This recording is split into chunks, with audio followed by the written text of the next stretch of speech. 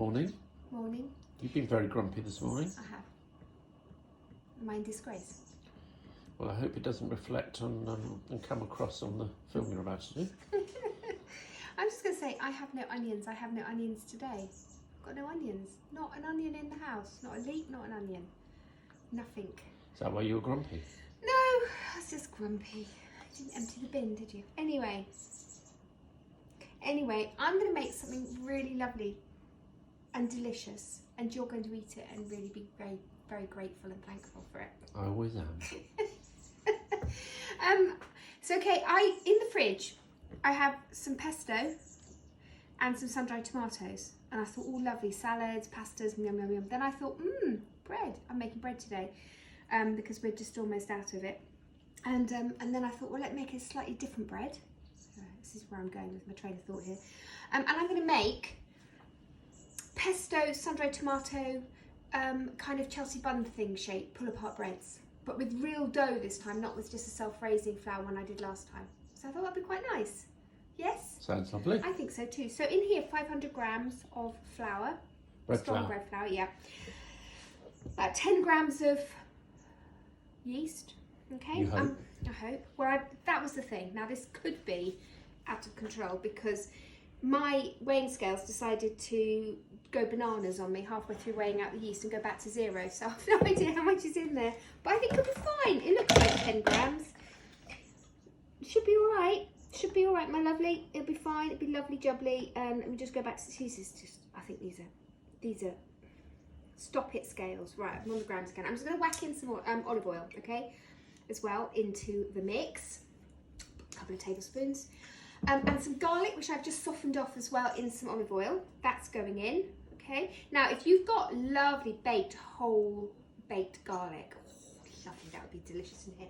Pop those little baby things in there, they're delicious. You know how to bake a whole garlic? Wrap it in foil, a little bit of olive oil, bung it in the oven, all for about an hour on a low oven, maybe even longer, about an hour.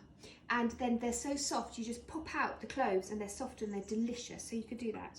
But if you don't do that, do this. I'm going to go 0 again, and I'm going to add 360 grams of cold water. Nearly there, nearly there, nearly there, nearly there, nearly there, nearly there. Oh, bit on the nose. Look at that. Then I'm going to put this onto my Kenwood, and I'm going to do it for about 10 minutes, okay? Just churning to really work that flour, make it nice and strong, and then we will leave it to rise for about an hour and a half, okay? So I don't need to show you that, do I?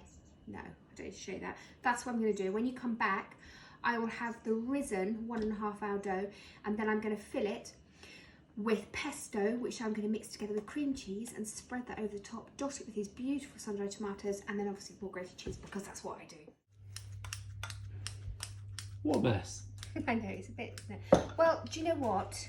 I like a bit of flour, and it's helping me.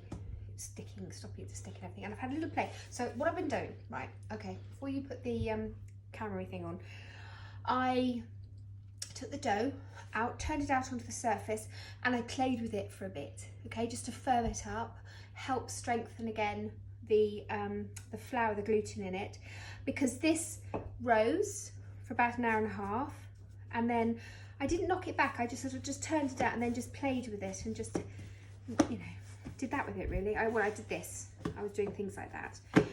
Anyway, it's all nice and strong now, and I've just got a nice little square, and I'm just going to roll that out in just a moment. Okay, it's all lovely and soft, and you can see little air bubbles all popping up.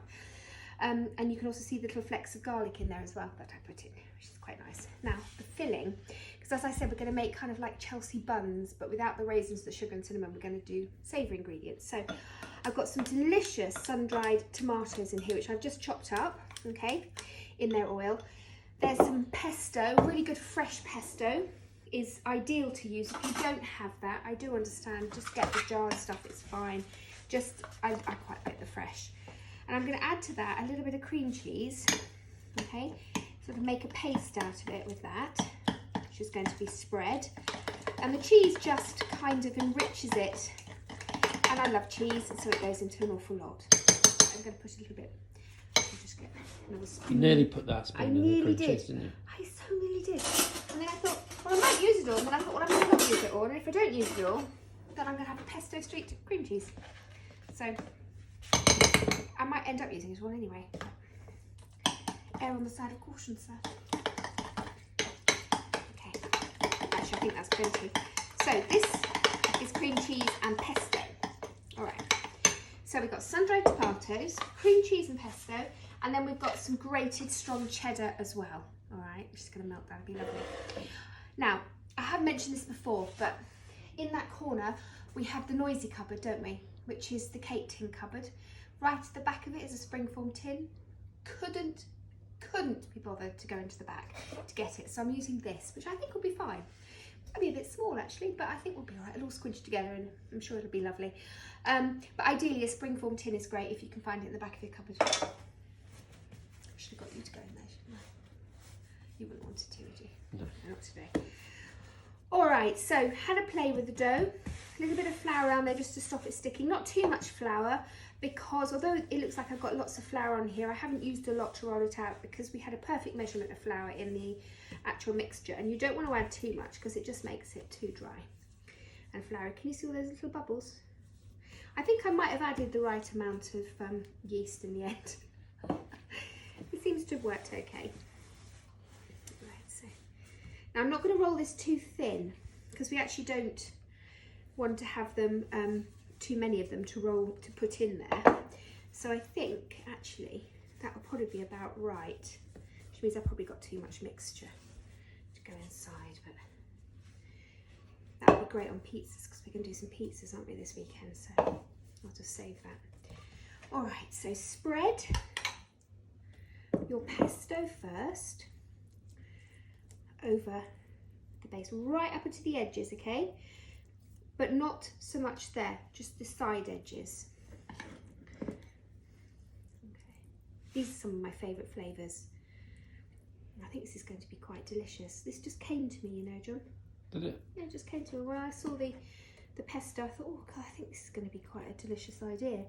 And bread dough is so easy to make, and I know that everyone in the world is making bread, so they know how to make bread now, don't they? Don't really need to go into details of it because everyone is a baker nowadays since lockdown. If you can get hold of the flour, that is. I know some people have struggled with. I'm just going to put it all in. It's probably too much, but we'll see, won't we? We'll see what happens. There we go. So, pesto, cream cheese, liberal spreading of which. Now, just going to get my hands in. I'm just going to dot that with these lovely sun-dried tomatoes.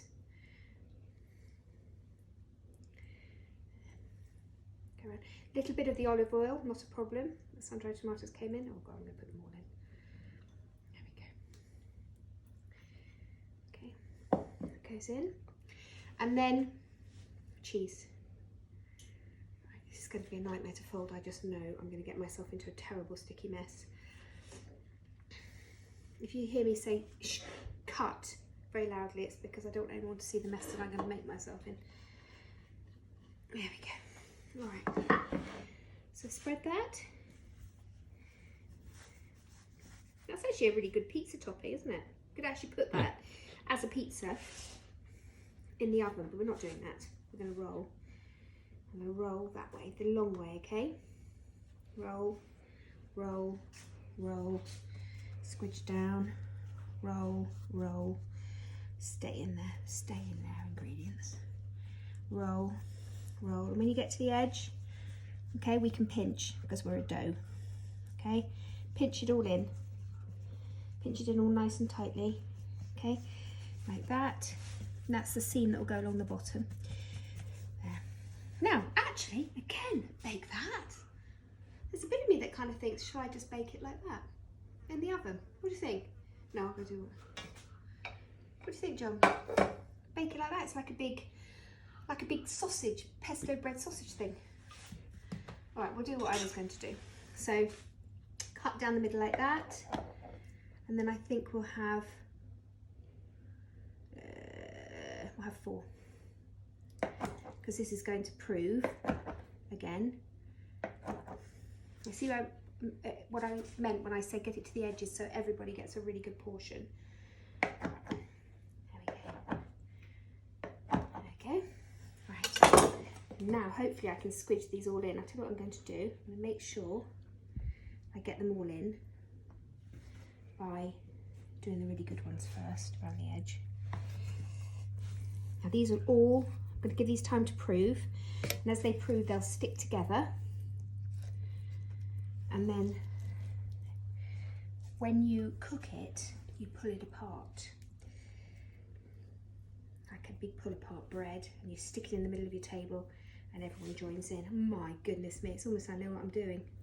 There you go, that's actually worked. Considering I just came up with that, that actually fits perfectly into this tin. So I'm going to leave these now for about 25 minutes, 20-25 minutes, until they've proved and expanded, and then I'm going to put them into a really hot oven to cook.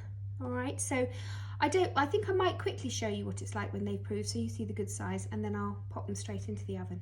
This has had about half an hour to prove, and as you can see they've all puffed up and they've all touched each other.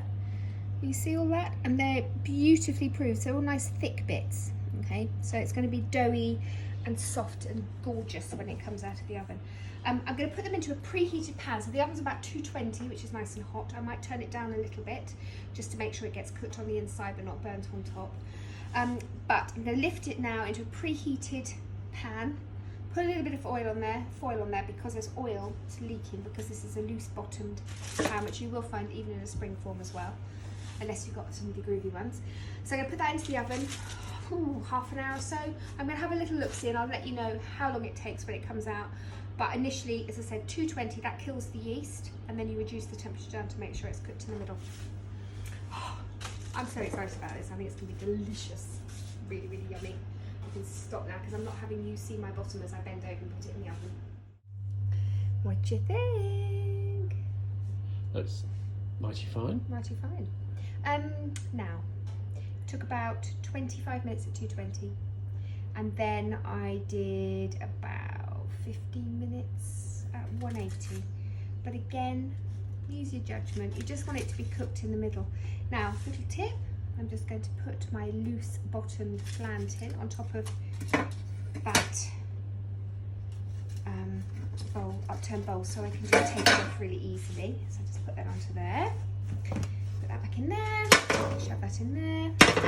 Let's have a little look-see at this gorgeous. Ouch. Hot? That's hot, John. It's hot. It's just come out of the oven. Funny that. What do you think? Should we just break a bit off? Should we do it? It's on a... Oh, look at that. Just tears apart. Just oh my goody aunt. Let me get in there. Oh, it's going to be really hot. It is. I say that every time, but I'm just going to do it anyway.